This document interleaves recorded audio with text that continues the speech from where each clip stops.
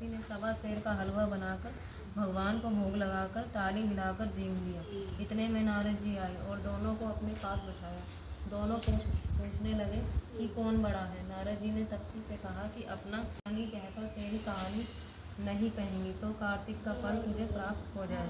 धोती देकर अंगोछा नहीं देवे, सीधा देकर दक्षिणा न देवे, ब्राह्मण दिमाकर दक्षिणा नहीं देवे, दीवा चास के हाथ न जोड़े तो तेरा पुण्य कपड़ा दे के बटन न लगावे, दाहिने हाथ नाड़ा बांधे तो सबका फल तुम्हें मिल जाए। इतना कहकर नारद जी अंतर ध्यान हो गए और तभी से लपसी और तपसी की कहानी कार्तिक स्नान वाले नियम से कहने लगे। 9 ग्रहों में आपस में विवाद हो गया। हम सब में सबसे बड़ा कौन है? सब अपने आप को बड़ा कौन है? राजा इंद्र इनका यह प्रश्न सुनकर घबरा गए और कहने लगे कि मुझमें यह सामर्थ्य नहीं है जो किसी को बड़ा या छोटा बतलाऊं। मैं अपने मुख से कुछ नहीं कह सकता। हाँ, एक उपाय है। इस समय पृथ्वी पर राजा विक्रमादित्य सबसे अच्छा और सटीक न्याय करने वाला है, इसलिए तुम सब उन्हीं के पास जाओ, वह सही निर्णय कर देंगे। इंद्र के यह वचन सुनकर सभी ग्रह देवता भूलोक में जा राजा विक्रमादित्य की सभा में आकर उपस्थित हुए और अपना प्रश्न राजा के सामने रखा। राजा विक्रमादित्य उनकी बात सुनकर बड़ी चिंता में पड़ गए। मैं अपने मुझसे किसको बड़ा और किसको छोटा बतलाऊं? जिसको छोटा बतलाऊंगा वही क्रोध करेगा। उनका झगड़ा निपटाने के लिए राजा ने एक उपाय सोचा। उन्होंने सोना, चांदी, कांसा, पीतल, शीशा, रंगा, जस्ता, अभ्रक और लोहा 9 धातुओं के 9 आसन बनवाए। सब आसनों को क्रम से जैसे सोना सबसे आगे और लोहा सबसे पीछे बिठाए गए। इसके पश्चात राजा ने सब ग्रहों से कहा कि आप सब अपने अपने आसनों पर बैठिए। जिसका आसन सबसे आगे वह सबसे बड़ा और जिसका आसन सबसे पीछे वह सबसे छोटा जानिए। क्योंकि लोहा सबसे पीछे था और वह शनिदेव का आसन था, इसलिए शनिदेव ने समझ लिया कि राजा ने मुझे सबसे छोटा बताया है। इस दिन शनिवार को बड़ा क्रोध आया और कहा, हे राजा, तू मेरे पराक्रम को नहीं जानता। सूर्य एक राशि पर 1 महीना, चंद्रमा 2.25 दिन, मंगल 1.5 महीना, बृहस्पति 13 महीने, बुध और शुक्र 1 महीने, राहु और केतु दोनों उल्टे चलते हुए केवल 18 महीने एक राशि पर रहते हैं। परंतु एक राशि पर 2.5 की उंगली में एक अंगूठी थी, वह उसने निकालकर प्रसन्नता के साथ ग्वाले को दे दी और शहर की ओर चल दिया। राजा शहर में पहुंचकर एक सेठ की दुकान पर जाकर बैठ गया। राजा ने अपने आप को उज्जैन का कहने वाला तथा अपना नाम विक्रम बतलाया। सेठ ने उसको एक कुलीन मनुष्य समझकर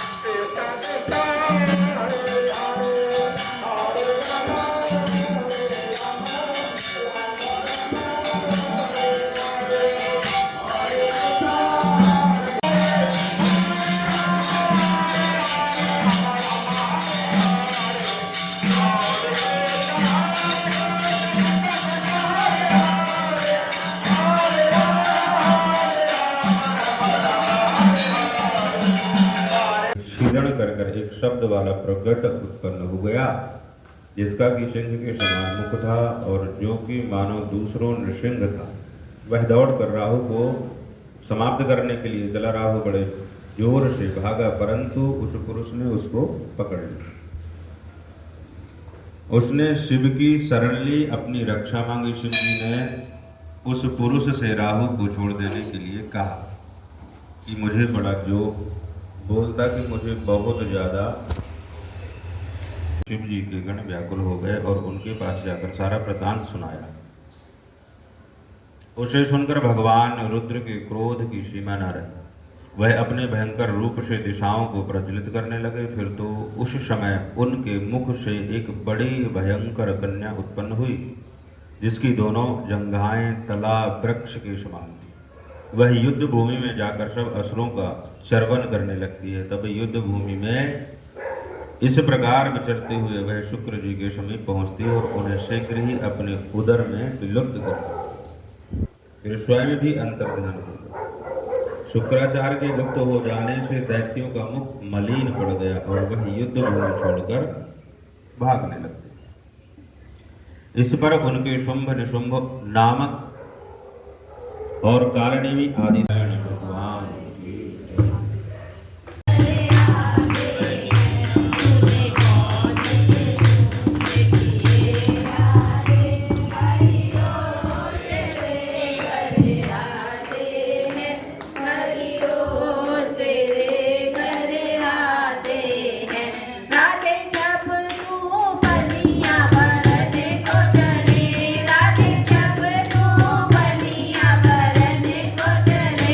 हरि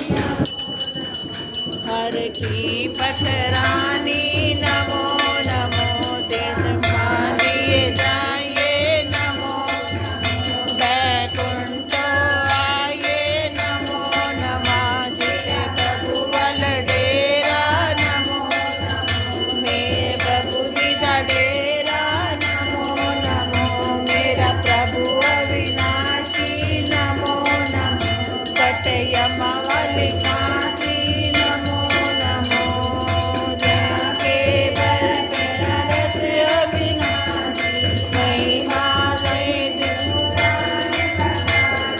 नमो नमो सामानी नमो नमो हर की पटरानी जिम्मा दिए जाइए नमो नमो बैकुंठ आइए नमो जिसे प्रभु वाला डेरा नमो नमो जिसे प्रभु जी का डेरा नमो नमो मेरा प्रभु अविनाशी नमो कटयम वाली फांसी नमो नमो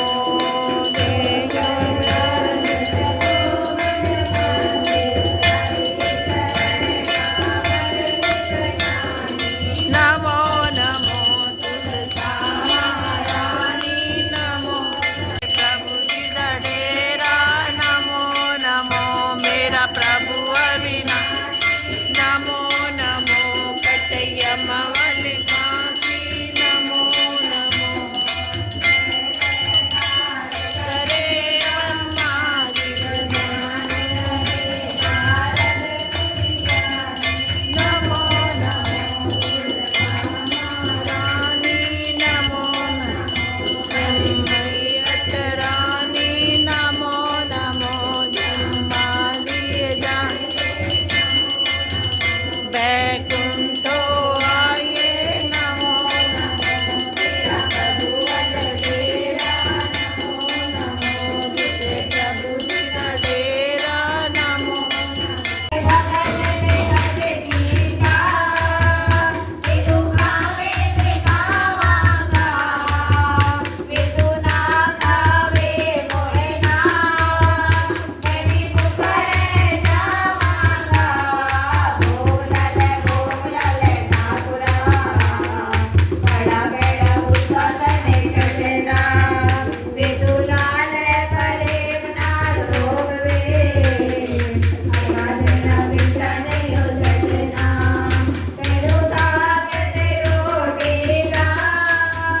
प्रभु स्वाद नहीं आया वे तू मक्खन मलाइया खा के वे तू बिगड़ गयो मोहना भोग लाल ठाकुरा बड़ा बड़ा गुस्सा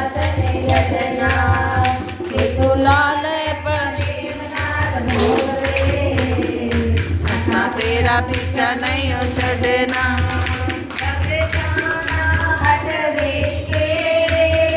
भगवान